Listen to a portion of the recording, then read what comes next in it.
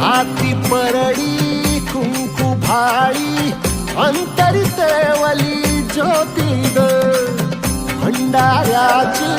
मुठ उधळली पाप जळली कोटी ग सेवेसाठी आलो दुरुनी तूच जीवाचा जीव स्वामिनी होऊ दे मंगल आई ग हाती परडी कुंकू भाळी अंतरी तेवली ज्योती ग